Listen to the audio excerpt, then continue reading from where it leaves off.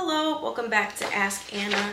Today we are going to be talking about how to be an elite stripper. I'm going to talk about what happens when most girls make money, what they do with their money, how to make more money, and how to retain clients. Most of the girls who end up dancing are very young, from like 18 to young 20s. That's when most people start, and then there is some longevity. I know some dancers who are 40, but most of them stay in it from about, I would say, 5 to 10 years depending on the club. The club that I'm at now, there's a very high retention rate, and a lot of them stay there like over 5 years. A lot of girls are really young and they're not used to making money. Yesterday was Halloween and I wore my Hooters outfit because I used to work at Hooters a year ago, and I was surprised just how many girls came up and told me that they used to work at Hooters.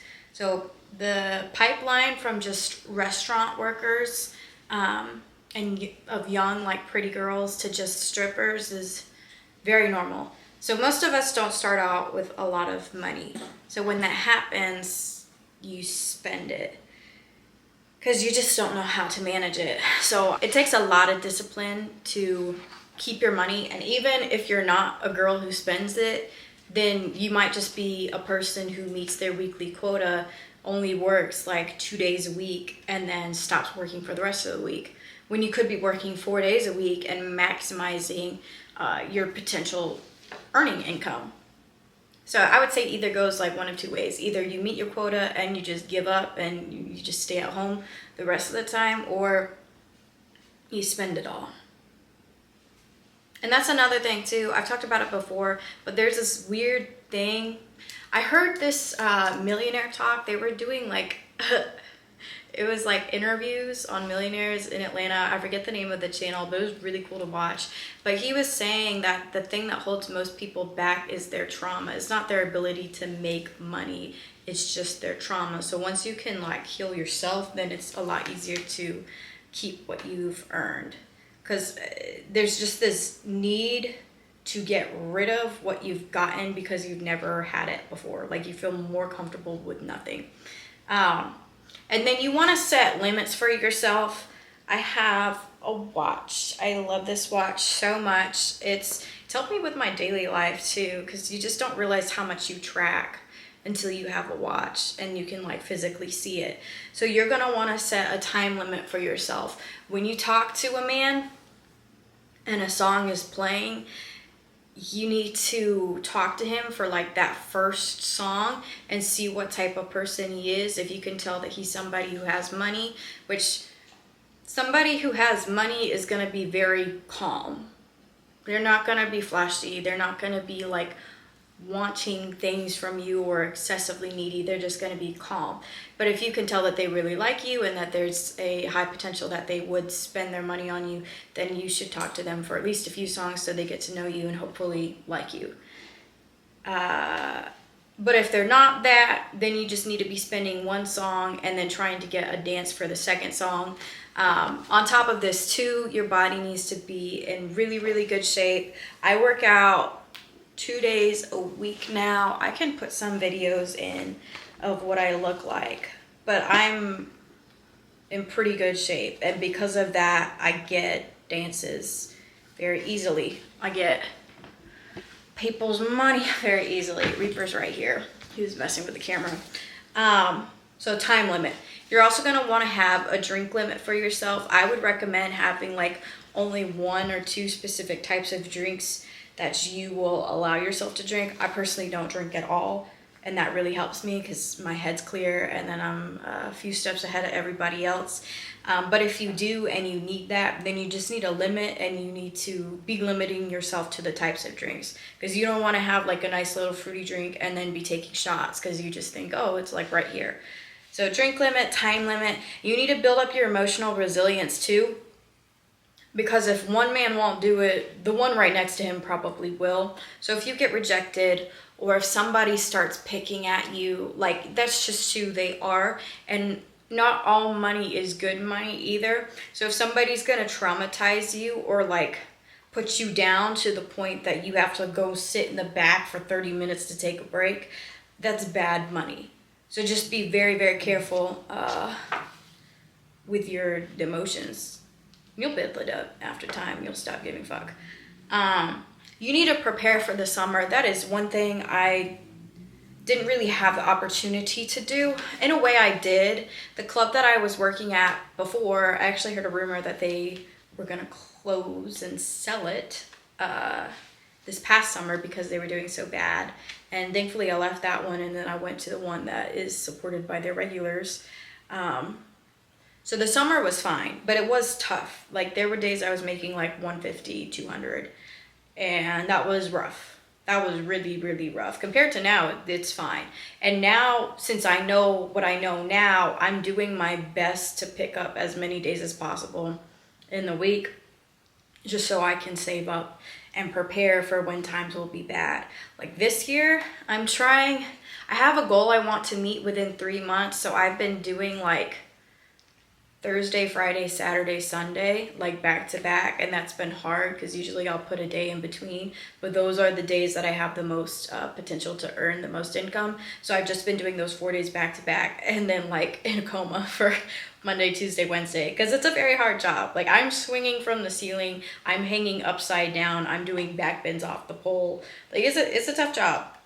Very physically demanding. And then I'm working out 2 days on top of that. So I'll work out like Monday, Tuesday, I'll do arm day and then leg day, and then I'll be doing all my pole work for the rest of the week. Yeah, being very in shape, preparing for summer. For this summer, I'm gonna have another job. I keep looking for a day job. I'm not entirely sure what I want to do, but I do want to just give myself more opportunities and to learn more careers. But for this next summer, I will most definitely have a second job, and I'll probably only work weekends because I'm not going through that again. You want to set aside money for taxes. I still don't know completely how taxes work. I'm 23. I only filed my own taxes last year because I was in college, and then I had like the whole like financial aid too before that. So yeah, I've only filed taxes with the W-2. I haven't done the 1098 yet. So I'll let you know this year when I go through that. Yeah, but you want to set aside a percentage for taxes. And then after that, you want to work off either paying off your debt, or you can pursue higher education or pursue a trade. Like, I think everybody needs to have a second thing going on, whether it's like cosmetology school or a regular bachelor's degree, like whatever it is. Yeah, do your best to not put yourself in more debt and pursue something else. And it is such a great opportunity too with dancing because you have your own schedule. I only have to be at the place that I work at now. Well, I don't really have a schedule. I have like a very low commitment to it. But with that low commitment, there's so much opportunity to travel, to go see things that I haven't seen. And you want to take full advantage of that. Like, you can be exploring so many other things with having such like a much, like, now I would say the average stripper, I do pretty well, but I would say the average girl is making between 100 to 700, 800. Reaper. Look at it. He just knocked down my ring light. Hold on. I would say that's an average. So you don't want to be going easy on yourself just because you're making more money. If anything, you want to do the opposite and go harder. And then you're going to want to build up your clientele too. My job is so much easier now because I know the people that come in and they like me. I would say you want to have about 75% of the people that you meet, you want them to like you. Like, you're going to have assholes. It's just going to happen. Excuse you. And when that happens, you need to stick to what you believe in. Like, if somebody's going to treat you with disrespect, you're not going to go up to them the next time you see them and act all friendly. No, they treated you with disrespect. So you need to stick to who you are, stand up for yourself, but at the same time, you need to get their money.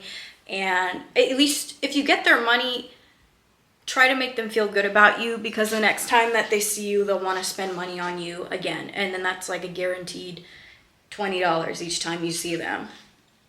But if somebody really disrespects you, it doesn't matter about their money. You can get it from somewhere else. Don't let somebody, like, that's the same thing, like good money and bad money. If somebody disrespects you, even though that they give you money,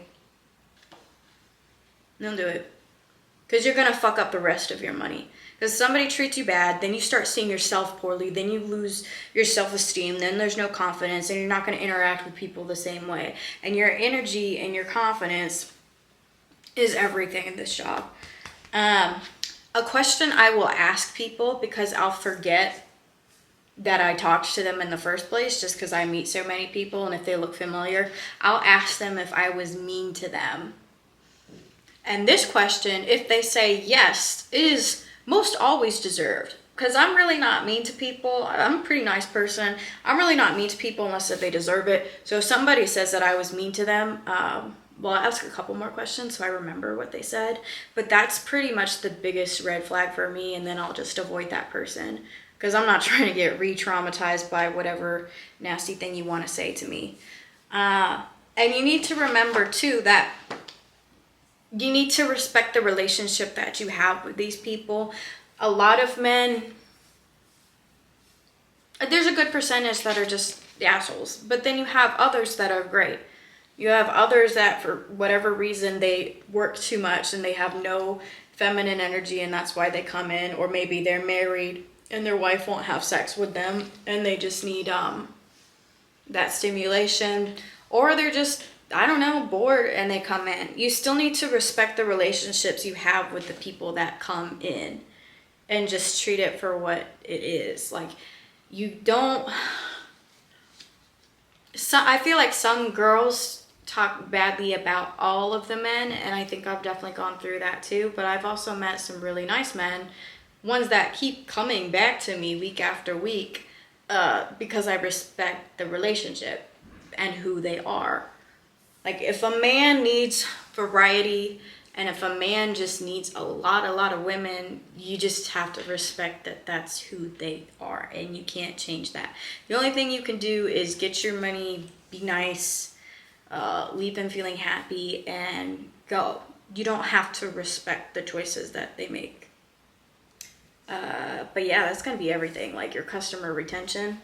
Because that is going to get me through the summer this year. That's where I fucked up, because I had no customers that knew me this past summer. So it was just tough. I had to start relationships from ground zero. But now I know I'll be fine. We'll be fine. Yeah, but that's everything on how to be an elite stripper. Save your money. I know this year is so tough. It's an election year, and then there's a recession and everything. Don't get mad at yourself if you don't make money. And don't pressure yourself either to get money from situations that you know you shouldn't be in, because you can always make more money tomorrow. And also, don't spend all the money you make today thinking you can make it tomorrow, because you don't know what can happen. You could lose your job. I don't know. You could, your car could break down. Like, you just don't need to be spending money like that recklessly, even though you feel like it'll always come in, because you just don't know. And that's everything. Bye.